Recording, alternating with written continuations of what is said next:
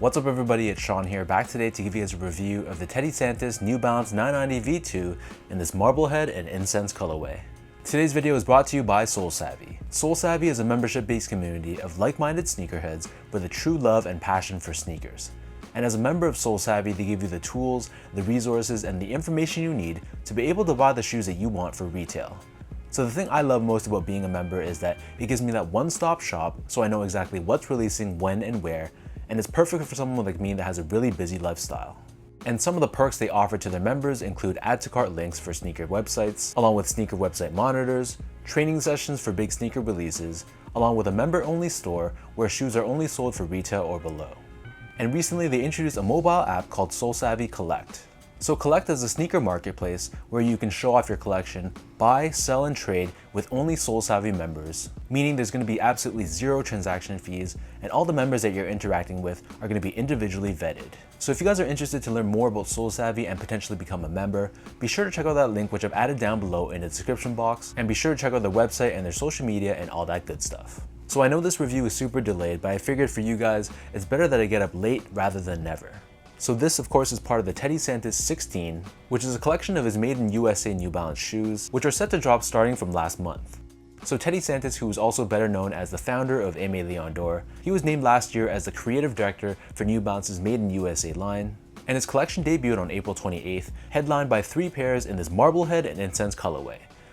So alongside these V2s, they also dropped a V1 and a V3, which I reviewed on my channel a few weeks back, and all 3 pairs were very successful, and they pretty much sold out everywhere.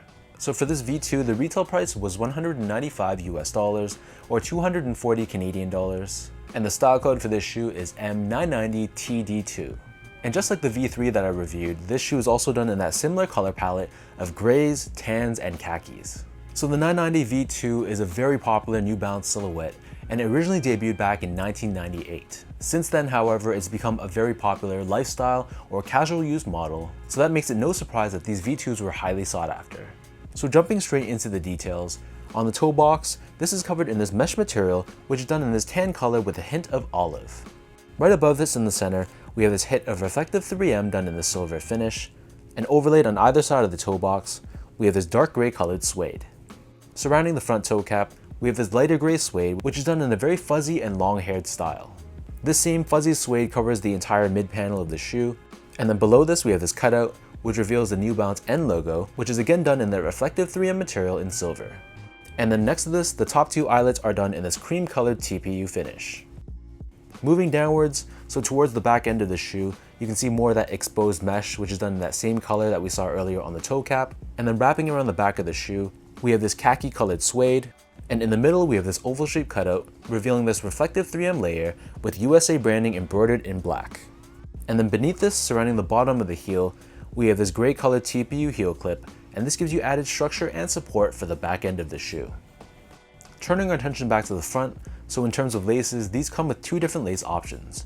The standard default lace is a flat style lace in white, but they also give you a secondary cream colored lace as well. Underneath this, the bottom half of the tongue is constructed out of that same mesh that we saw earlier on the toe box, but we have the suede overlay on the top in dark gray, and we have 990 New Balance Made in USA embroidered in white. The interior of the shoe is lightly padded, and it's covered in this white colored textile. And then as we take a look at the insoles, these come with a foam padded insole, it's lined in this cream colored finish on top, and we have this new style of New Balance branding found on the heel, which is something we're seeing on this new Teddy Santis New Balance collection. So the upper of the 990 V2 sits atop this absorbed foam midsole. This entire midsole is done in this cream or off-white colored finish, and towards the heel, we have a very exaggerated sculpted look to it, and then visible on the lateral side of the heel, you can see this protrusion of this exposed absorbed foam. And then turning the shoe over to the bottom, here we have your classic 990 V2 outsole. So in this case, this is constructed out of a combination of this olive green and black colored rubber. We have the circular cutout in the middle, which reveals the New Balance N logo, along with the New Balance word mark on the heel of the medial side. So that breaks down the look and the construction of these 990 V2s. And for those wondering about sizing, so for me, I went a half size down with these, going with the size 9.5. So I'm a true size 10, slightly on the wider side, and normally for past 990 V2s, I usually go with true to size or a size 10, but for some reason I felt like this Teddy Santis version felt a little bit more roomy. It was definitely more generous in the toe box, so I was able to go a half size down to a 9.5. Just to give you guys a point of comparison, I also go a half size down usually in New Balance silhouettes like the 992, the 990 V3, V4, V5, most of my New Balance 550s, and the 998. And in comparison, I usually stick true to size or a size 10 in the 997, the 2002R, along with a lot of my made in UK models like most of my 991s, the 1500s, and the 1530s. But long story short, if you like more of a snug one-to-one fit and you don't have wide feet, you can definitely go half size down on these. Next up, in terms of the comfort, so the 990 V2 is okay from a comfort standpoint, but it's not one of my top choices when it comes to comfort for New Balance. The reason I say this is because this forefoot area feels very minimal. Even though there's absorbed foam, this shoe in particular has less cushioning underfoot. So because of that, it feels very low to the ground, but I definitely prefer other models like the 990 V3 to 5, along with the 992 in terms of comfort. Still, for just an everyday casual use shoe, it's gonna be okay. Just don't expect this to be exceptionally comfortable if you're wearing these for the first time. Last but not least, in terms of the quality and craftsmanship, so just like the V3 version, the material quality on this one was also top notch. I thought the suedes felt very premium, and there was nothing about this shoe material-wise that I felt was subpar. And similarly, from an overall build and craftsmanship standpoint, aside from some loose glue that I had to just pull off myself, there really wasn't any flaws that I could see with my eyes. So this pretty much lived up to my expectation of the high quality shoes coming from the New Balance USA factory.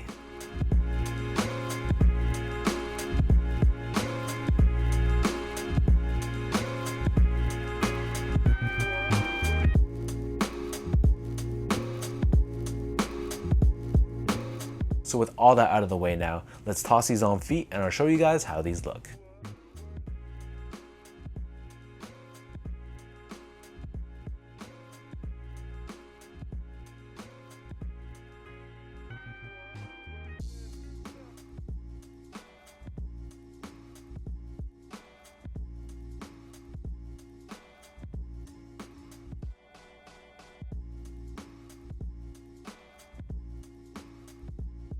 Between the V1, the V2, and the V3, while the V3 is my personal favorite in this 3-pair set, I think the V2 is very close behind it. The thing I love most about this model is that I feel like it kind of bridges the gap between the V1 and the V3. So whereas the V3 is a lot more athletic looking, and it feels and looks much more like a running shoe, and the V1 has more of that retro flair to it, I think the V2 gives you the best of both worlds. This model, I feel you can really dress it up or dress it down, and that's one of the main reasons why I love this silhouette.